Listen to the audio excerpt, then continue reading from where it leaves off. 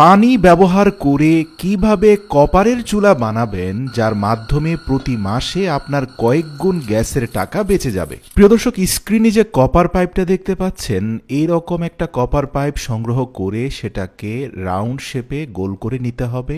মনে রাখবেন, কপার পাইপের অগ্রভাগটা আপনাকে ব্লক করে দিতে হবে যেন সেখান দিয়ে কোনো গ্যাস বের হয়ে না যায়। এরপরে পুরো পাইপটাকে 3 বার মুড়িয়ে নিয়ে যে কোনো একটা পাশে প্রতিটা রাউন্ড সার্কেলের মধ্যে 4টা করে হোল করতে হবে। সুতরাং 3টা সার্কেলে 12টা হোল হয়ে গেলে আপনাকে এই কপার পাইপটা স্থাপন করার জন্য একটা পাতলা কাঠের উপরে 4টা ক্লাম অ্যাডজাস্ট করতে হবে। প্রিয় দর্শক, স্ক্রিনে আপনারা যে ক্লামগুলোকে দেখতে পাচ্ছেন সেগুলোকে আমরা স্ক্রুর সাহায্যে কাঠের মধ্যে শক্তপোক্তভাবে লাগিয়ে দিচ্ছি। আর এই দুটো ক্লাম লাগানোর পরে অপোজিশনেও আরও 2টো ক্লাম লাগানো হয়েছে এবং এই ক্লামগুলোর মিডল পার্টে নাট সহ একটা বোল্টকে এমনভাবে লাগানো হয়েছে যার অগ্রভাগটা ভেতরের দিকে বের হয়ে আছে। মূলত এই 4টা ক্লামের 4টা স্ক্রুর মাথায় আপনাকে কপারের পাইপটা স্থাপন করতে হবে। এবার আসুন ভিডিওতে দেখানো 2টো প্লাস্টিকের বক্স নিয়ে নিন, যেগুলোকে খুব শক্তভাবে আটকে দেওয়া যায়।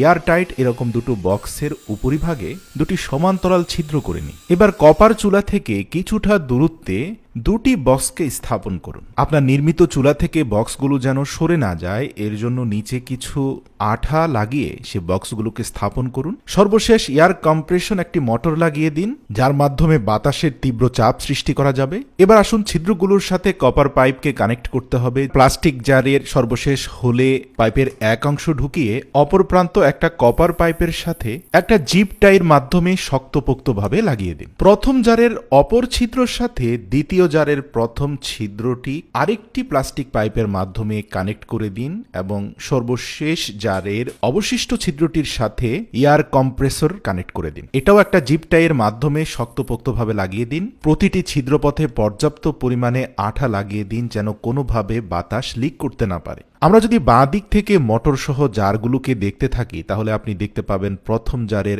একটা পাইপ কানেক্ট রয়েছে মোটরের সাথে, দ্বিতীয় পাইপটা কানেক্ট রয়েছে প্রথম জারের সাথে, প্রথম জারের অপর পাইপটা কানেক্ট রয়েছে কপার পাইপের সাথে। এবার আসুন এই মোটরটাকে একটা ব্যাটারির সাথে কানেক্ট করাতে আমরা প্লাস মাইনাস তারগুলোকে সংযুক্ত করে দিই। পাওয়ার সোর্স হিসাবে একটা ব্যাটারি কানেক্টরও সংযুক্ত করে দেওয়া হয়েছে। এবার আসুন সর্বপ্রথম জারে আমরা 1 গ্লাস পরিমাণ বিশুদ্ধ পানি ঢালবো। তারপরে খুব মজবুতভাবে এয়ারটাইট ঢাকনাটি লাগিয়ে দিয়ে দ্বিতীয় জারের মধ্যে আমরা 1 গ্লাস পরিমাণ পেট্রোল ঢালবো। ভাবতে পারেন পেট্রোল খরচ হবে? না প্রিয় দর্শক, মূলত পানি থেকে সৃষ্ট বাতাসের মাধ্যমে এই চুলাটা জ্বলবে। তো কিভাবে চলবে দেখুন, আমরা ব্যাটারিটা কানেক্ট করা মাত্রই যখন থেকে মোটরটা ঘুরতে আরম্ভ করলো এয়ার প্রেসার ক্রিয়েট হলো পেট্রোলের মধ্যে। পেট্রোলের বক্স থেকে বের হওয়া বাতাস গিয়ে চাপ দিল পানির বক্সে। পানির জার থেকে বের হওয়া বাতাস, যার মধ্যে 90% পানি আর 10% পেট্রোলের জ্বলিত উপাদান মিলে একটা তীব্র আগুনের স্ফুলিঙ্গ বের হচ্ছে। তো সাধারণ গ্যাসের চুলার সাথে এই চুলার পার্থক্যটা কি? এই চুলায় আপনি মাত্র